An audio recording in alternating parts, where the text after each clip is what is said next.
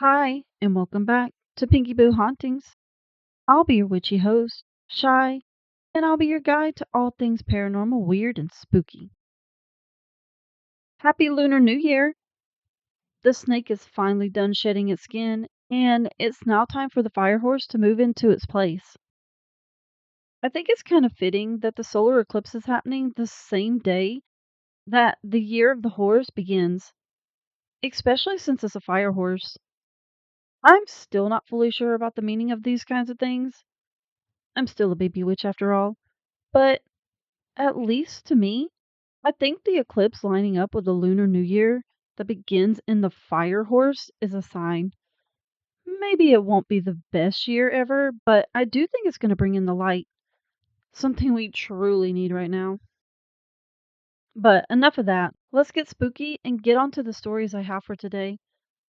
Are you guys ready? Let's get going with our first story. This one is called Creepy Voices Speaking Through the Static in My White Noise Machine. I already hate it. Since our new neighbors moved in next to us in the shared duplex, I haven't been able to sleep well at all because their 2-year-old runs through the house like a freight train. Yeah, toddlers will be doing that. During my quest to find a solution to this issue, I started using a white noise machine. Here comes the crazy part. I'm hearing frequencies coming from this device that I don't think I should be hearing. I was laying in bed trying to sleep with the machine on when suddenly it sounded like a little girl talking through the static, saying, "Daddy," over and over again. This caused me to get up and check on my family. Everything was fine. Ew, no! This is why I hate white noise. Spirits can use that to speak, and it always freaks me out. And yes, I know I can hear spirits, but white noise still freaks me out. I then rolled over and my ears tuned in to a different frequency. It was okay for a minute until I started to hear something else in the static that shouldn't be there. I could hear a sound like sticks beating together in a rhythmic fashion. Then I rolled over onto my other side, and suddenly I hear a male voice say something very loudly, but I couldn't understand what was said. The words that the voice said seemed to repeat every few seconds, but were much more quiet. When I sat up, my ears tuned out of that frequency, and then I only heard the static. Okay, that's kind of weird that it stopped when you set up. Sitting up or rolling over continued to shift my ears from the weirdness back to the basic static, as if I was hitting a reset button. I wasn't. Then I remember having the same weird experience years ago with a noise machine. It's like hearing an EVP in real time. I mean, that's one way to think about it, and kind of right. That's why people use white noise sometimes to speak to the spirits. Is something trying to communicate with me against my will through this noise machine? Do you think something like this can even happen? Have you guys experienced anything like this? Yes, and yes. Like I said, this is a way to communicate with the spirits, so that's why you can hear stuff in the white noise. Also, I have had something like this happen to me. That's why I don't like the white noise, as stupid as it might sound. I think I'm going to turn this machine off and go back to using headphones, although they are uncomfortable to sleep with in my ears. Wait, did I miss the part where you were using them to sleep?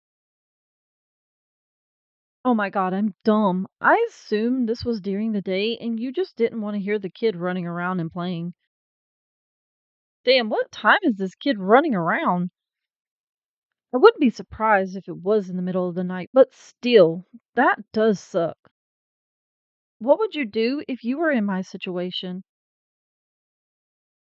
Obviously, just get rid of the white noise machine. I know you want something to drown out the kid, but is it really worth it?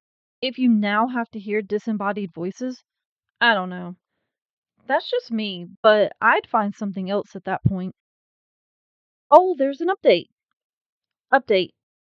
Previously, the machine was at max volume. I reduced the volume by half, and I have not experienced these creepy voices again thus far.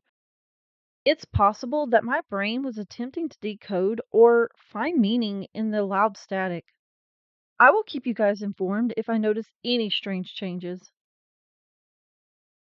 I mean, that is possible, I guess, but it could still be that the volume being down just makes it hard to hear the voices. Because spirits do use white noise and static to communicate sometimes. So if it's louder, it's easier for them to use it to speak and for you to hear them. Like I said, I've had something like this happen, and the voices are so faint. You could for sure hear something, but it was so soft that you couldn't really make out what it was saying. And I would assume my messed up speakers weren't nearly as loud as a white noise machine, but it was enough to hear the voices. So I do still believe it could be the spirits talking to you. Let's move on to our next story. It's called My Worst Encounters with the Supernatural. This will probably sound crazy, and it's one of my most weirdest and unknown experiences I have ever experienced. When I was 10 to 11, if I'm right, I was woken up out of my sleep to a sudden voice calling my name. It repeated my name the whole time after I woke up. It started whispering my name loudly enough that I can hear it. That spirit really needed to get your attention and wasn't going to give up until it got it. Hopefully, they woke you up for a good reason. It can be annoying when spirits ruin your sleep, I swear. I have always been able to sense the presence of a ghost, especially when I was younger. Over time, it seemed to slip away. Oh, so your abilities are growing. Don't we love a psychic growth spurt? Good luck not being woken up randomly by spirits when you just want to sleep. Though, then again, you did say it started to slip away, so maybe you don't have that problem. As I was saying, though, I walked out of the room to go use the bathroom. The moment I step out of the room, I kid you not, I could not hear my name anymore. So then afterwards, I walked back to the room, and there it was again. That spirit really wants you to pay attention to them. Tell them to go to bed. At this point, I was too scared. I didn't acknowledge it, and I just walked off to the living room where my stepdad and my mom were sleeping at. I tried to sleep there, except my mother woke up and told me to go back to my room. I tried to explain to her, but she wasn't buying it, reassuring me nothing was there. Gotta love when parents won't believe you when you're dealing with the weird shit. I walked back to the room on the verge of tears. Aw, boo your mom for making you cry. The moment I walked inside, I heard it again, although it spoke much louder, and I sat in my bed hearing my name being called over and over again. Okay, that spirit is being way too needy and needs to stop. It was constant, never ending. I suddenly felt the need to pray, and so I did. I prayed for God and reversed a prayer I always told whenever I spoke to God. The moment I said amen, the voice vanished. I felt sleepy and tired, and as I drifted off to sleep, I remembered a visual thought of a large hand above my head, granting me with light. Then I had fell asleep. I think that image was a sign that someone was watching over you and protecting you in that moment. I'm still not really sure what that spirit wanted or why it was being so annoying, but I am happy you were able to get some protection and some sleep after that. All right, let's move on to our last story for today. It's one I probably shouldn't be reading right now while standing in a dark room, but here we go. Partner's experience with a shadow man. I am posting with the permission of my partner and will be written in first person perspective. I was outside on the porch with a friend drinking beers. We had just cracked our second one when he told me to look up. I wish I hadn't. Flying above us, at about second story height, was a shadow man wearing some sort of hat. The fucking hat man again. I should just assume at this point that if I see shadow people in the title, it's probably the hat man. 'Cause it's always the hat man. It was jet black and like it was cut out of reality. Like it wasn't really a shadow, but a blank dark spot. It was night and there wasn't many lights. Maybe the street light and the neighbor's porch light. It was freaking dark, but this was different. Yeah, if you guys have never seen a shadow person, it's a weird thing to see. 'Cause it really is blacker than black. Something more than what you would think of when you think of a shadow in the dark. Trust me, if you have not seen one before, you don't want to. It's not fun, and I wish it on no one. I could feel that it saw us, knew that we saw it, and did not care in the least that we did, or who we were. Like, we were less to him than what ants are to us. I don't know why I felt like it was a him, but it was. 'Cause it's the Hat Man. You just get that feeling when you see him, and you just know that it's a man. I wonder if he was super tall. I just realized you said he was flying above you guys.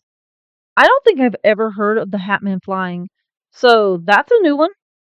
Have you guys ever seen or heard that before? Anyways, let's get back to the story. I don't know how I knew any of it. It was gone very quickly, but it felt like forever. I think it's crazy that a lot of people that have experienced shadow people, especially the Hat Man, have described the sense that time is moving slowly, but not at the same time. We walked back in the house and didn't say a word about it to each other or our partners. I'm sorry, the image of you guys just noping out of there without a word is just so funny. Don't get me wrong, I would have done it too. It's just a funny image. We talked about it once years later. Hold on, you guys didn't say anything until years later? Like, right after I get, because you probably are in shock, but nothing for years? That's insane.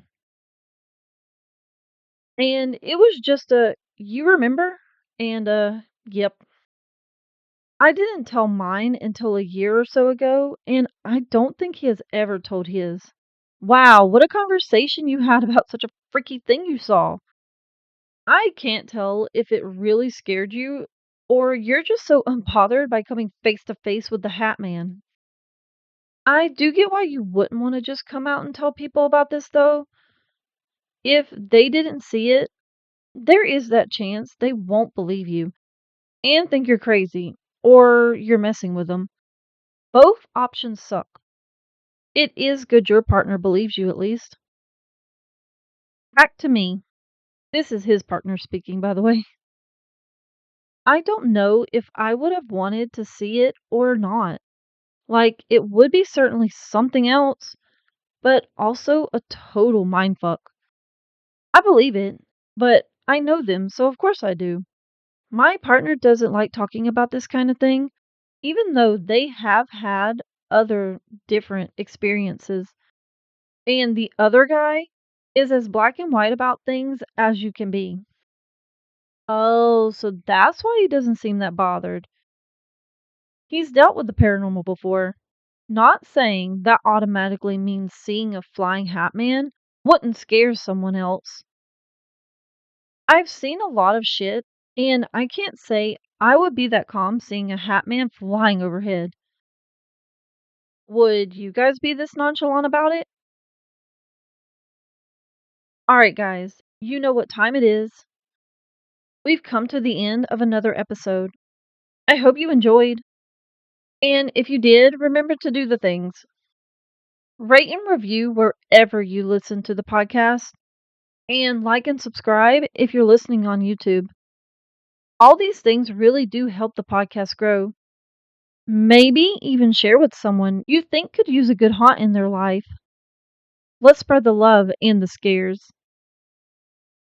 Also, if you have a story of your own, you can send it to our email. It will be in the show notes below. But for now, the coven is adjourned. See you next time. Bye.